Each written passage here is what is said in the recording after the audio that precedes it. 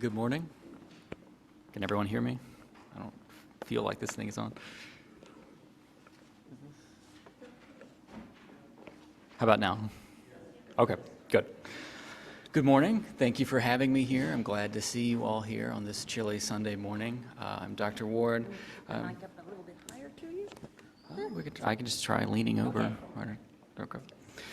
I would first like to start this morning by saying when I first sent the title and description of this talk over to Marianne, I had intended to use multiple examples from a variety of historical time periods, but as I was writing, I got stuck in the Civil War. Imagine that, a Civil War historian being biased towards his own time period. So probably this talk would be more accurately titled The Beginning of Liberty, the Transformation of Women in the U.S. Civil War Era, but nevertheless, I hope that I have something good to say this morning. I did get an email a few days ago from Dr. Rob Manning, who's in Romania, and he apologized that he couldn't be here this morning to see my talk, and of course I told him how upset and disappointed and angry I was that he wasn't going to be here. I'm just kidding. However, Rob, if you are watching on Zoom from the airport, as you promised you would do, I'm just kidding, and I wish you safe travels. I hope the plane is not a Boeing plane, or at least that they've screwed the door on very tightly if they did. Next year, 160 years will have passed since the end of the U.S. Civil War. The smoke of battle has cleared and the dead have been long silent, but the conflict and its consequences still rage in the forums of American culture. Often we forget the transformative effect of the war on the American society that we live in today, in our economic values, our racial unrest, our government structure, and our social organization. We are very much living in the world that the Civil War made. Economically, the war shattered the world of the 19th century household, in which labor was collectively subordinated to male patriarchs, and in its place, the war uplifted millions of individual, atomized laborers dependent on wages and contracts. So the government today may try to ban TikTok with its endless tide of selfies and silly videos, but it cannot suppress the hyper-individualization of American society that slowly grew in the decades after the Civil War. Racially, we are still fighting a culture war that the Union military and the national government left unfinished in the fields and jurisdictions of the defeated South. Every black body that falls in our streets becomes another ghostly reminder of slavery's lingering shadow. Governmentally, the expanse of executive power and expenditures of military domination continue unabated. One might say that America's long road toward imperialism first bloomed in the cotton fields. But it is the social transformation of American society that I wish to briefly explore today, which I will endeavor, in particular, to measure through the experiences of women who endured the war and became heir to all that it unleashed in this nation. It was perhaps a Sunday not unlike this one, a little gray, a little chilly, in early 1865, when one wealthy Alabama Confederate woman named Mary Rhodes recalled the first time she heard of the defeat of the Confederacy. Quote, "Never will I forget the Sunday the news came. There were no men in church, and every woman's head was buried in silent anguish, and the faces of the children were white and scared. There was something dreadful, they knew not what. The voice of the minister trembled as he prayed. It was like the funeral of some beloved dear one. There was no sermon. The pastor raised his hand and prayed for comfort and blessings on his afflicted people, and we silently passed out of the church. We were a conquered people." Now, I'm struck by Rhodes's depiction of defeat for two reasons. First, she mentions the fact that there were no men in church, aside from the pastor that morning, and that's very true. By 1865, the Confederate government had snapped up every man that it could get its hands on, so many church congregations looked like that. Despite the despair in this dismal passage, Rhodes illustrates a community of women gathered in mutual faith and support. Indeed, the political organizations of women before the war, the Declaration of Sentiments, the temperance movement, the anti-slavery cause, and many others, unleashed women's political salience as never before. During the war, women busied themselves producing material goods, sustaining their male kin in war, and even protesting in the streets when the cupboards became bare and their children grew hungry. The U.S. Civil War, therefore, materialized and mobilized women as political participants in the contested forum of democracy. After the war, American women employed their political identities in crusades for new rights and visibility that would push on to the 19th Amendment and beyond. The community of women that gathered in Rhodes's church in spring 1865 may have been, as she stated, conquered, but their wartime unity reflected a change in women's organization that would transform American history forever. Secondly, and more importantly, I am struck by Rhodes's statement for the historical contrast that it offers our modern eyes. Most likely, all of us in this room today look upon the defeat of the Confederacy as a triumph for freedom and inclusion. And so, even though many white women like Rhodes no doubt viewed themselves as defeated people, for formerly enslaved Black Americans, that conquest was a victory. In 1866, a formerly enslaved woman named Julie Tillery traveled to Atlanta, Georgia with her 2 children to visit the Freedmen's Bureau, and she was looking for her husband, John Robinson. One of the female missionaries working in the Bureau asked Tillery why leave the plantation where sustainability and subsistence were nominally available to her. Tillery looked at this white northern woman and said, "To joy my freedom," which is just an abbreviation to enjoy my freedom. For liberated Black women, to simply exist as free people in America was the living embodiment of radical transformation in this country. Black women lived out their freedom in ways that defied Northern expectations and Southern resentment. The historian Tara Hunter, who I will quote a few times this morning, wrote a book that takes its title from Tillery's proud statement, "To joy my freedom." And in it, she argues that freed Black women balanced their emotional health with personal growth, economic subsistence, labor activity, and cultural expression in the post-war years. Their experience as laborers, Hunter contends, would determine how meaningful freedom would be. Indeed, the troublesome Reconstruction years that followed the war reveal the profound transformation that the Black women experienced in the marketplace and in their capacity to form communities of political women. Southern Black women's labor stood on the periphery of the burgeoning economy in the New South, Tara Hunter writes, but their work was essential to its effective functioning. Immediately after the war, for most Black women, they remained in the fields and were sharecroppers or agricultural workers, but many also moved to urban areas and took up domestic labor, especially laundry work. Black domestic workers organized important strikes through the 19th century, and those strikes indicate the extent to which the influence of Black women had transformed. Black laundresses organized significant strikes in Jackson, Mississippi, in 1866, and in Galveston, Texas in 1877. And in 1881, washerwomen in Atlanta organized a huge strike as the city prepared the International Cotton Exposition. Black women had reached the decision to undertake a direct, large-scale political action after years of trying other strategies to secure their rights, which proved insufficient, Hunter tells us.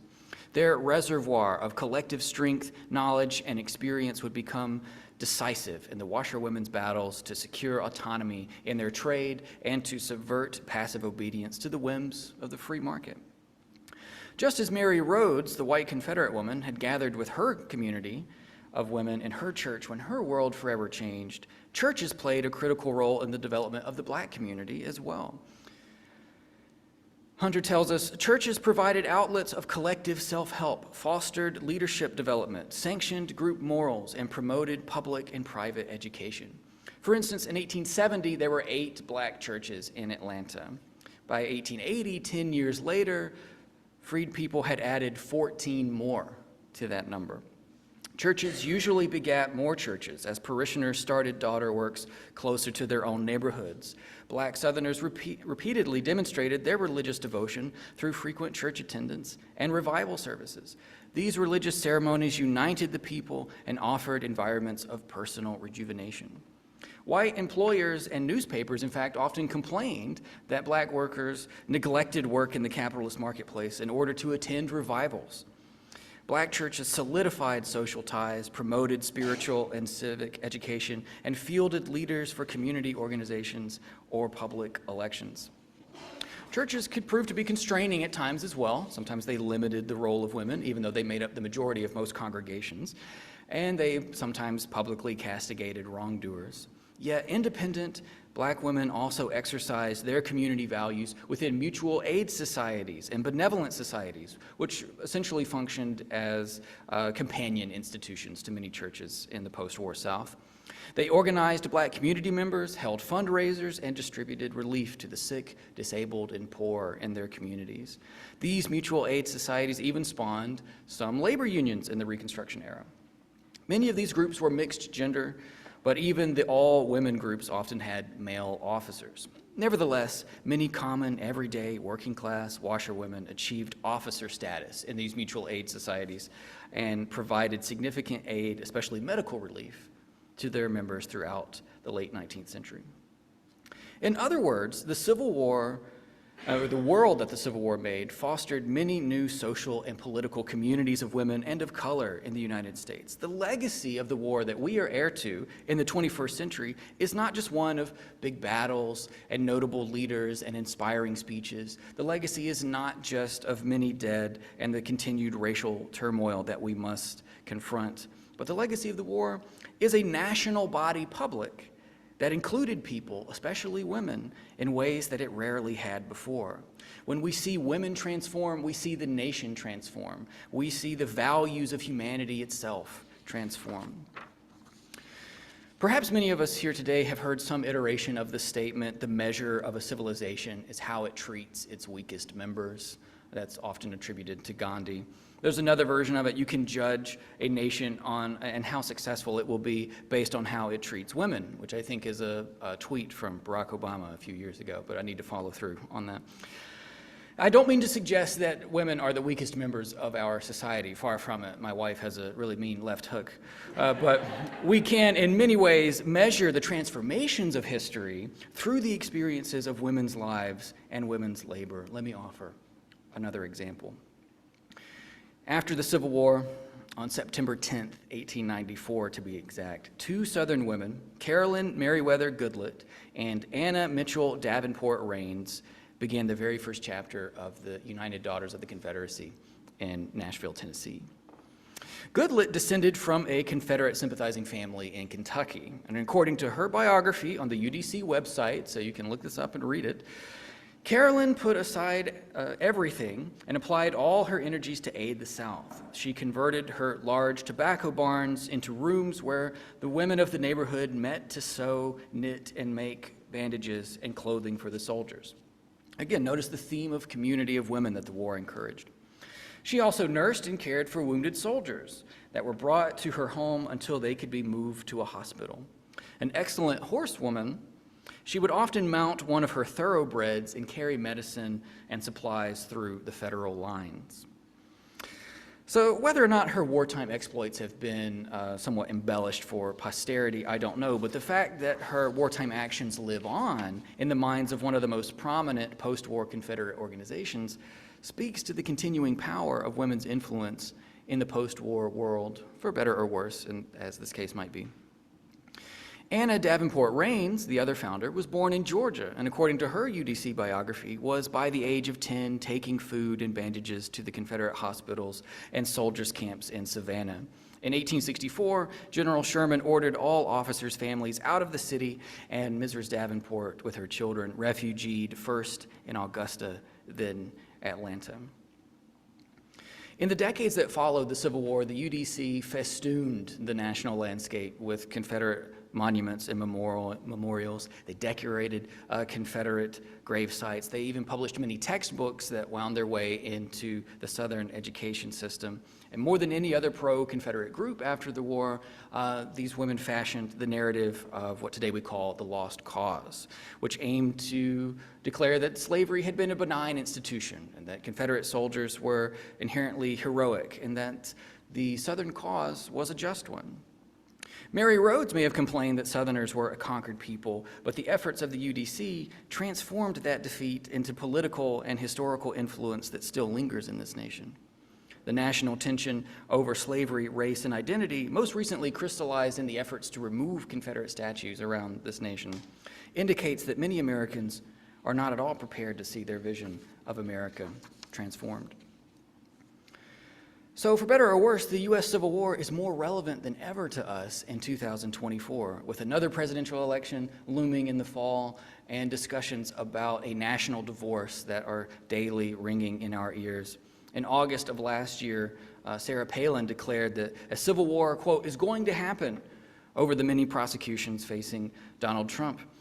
A dystopian action film titled Civil War, written and directed by Alex Garland, is set to be released in April of this year. So I think it comes out on the 12th. Recently, on December 27th, 2023, Republican presidential hopeful Nikki Haley responded to an audience question about the cause of the Civil War by saying it was about, quote, how government was going to run, the freedoms and what people could and couldn't do, unquote. Haley is formerly the governor of South Carolina, and she did sponsor legislation to forever remove the Confederate flag from that state's Capitol building. Yet she faced extensive backlash for not naming slavery as the war's principal cause. I'm willing to contend that she was essentially correct that the war was about how government was going to run, but leaving out slavery is the central theme of what human values and what institutions the government was going to endorse, both in the economy and in American society, was inexcusable. It is remarkable that Nikki Haley, a political woman whose presence in American politics is the historical culmination of centuries of political activity among American women, articulated a narrative of the Civil War that excluded slavery. Perhaps the imprint of the UDC lingers on. Haley's statement, wrote Sidney Blumenthal, former senior advisor to President Bill Clinton, quote, was not a mistake, but a message she has delivered for years and that has served her well until now. Her carefully crafted and closely memorized garble was a deracinated version of an old lie, which she has used before to attempt to mollify hostile camps, close quotes. Even Donald Trump soon joined the ranks of Haley's critics. Trump, no doubt referencing his own well-known deal-making skills, claimed that the Civil War could have been negotiated and therefore avoided. And this is not an infrequent claim among some camps of Civil War scholars. All of these claims miss the point that I'm trying to make and reinforce this morning, that the Civil War was a profound transformation, not just in the national economy and labor relations and government power, but also in the very way that Americans conceptualized of women as political citizens. If we re-examine the juxtaposition between women like Mary Rhodes and the founders of the UDC on the one hand, and women like Julie Tillery and over 2 million freed black women after the war on the other side, we distinctly see the causes and consequences of the Civil War. The experience of defeated Confederate women reveals to us that the nature of property rights transitioned because of the war, and having lost the power and racial dominion that accompanied their status in the South, Confederate women set out to confront the transformed politics of the Civil War, and in many ways, culturally transform those politics once more. The statements of both Nikki Haley about the politics of governance and Donald Trump about the politics of negotiation reflect this conservative women's vision of the Civil War, namely that it was a white political struggle largely devoid of racial content.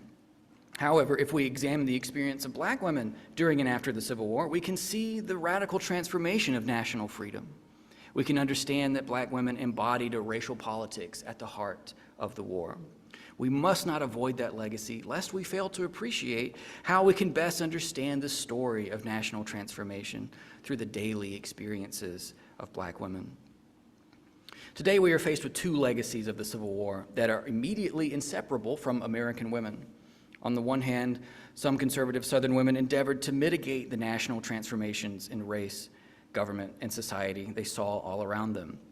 When we accept tame versions of Civil War history, we entertain their politics of omission.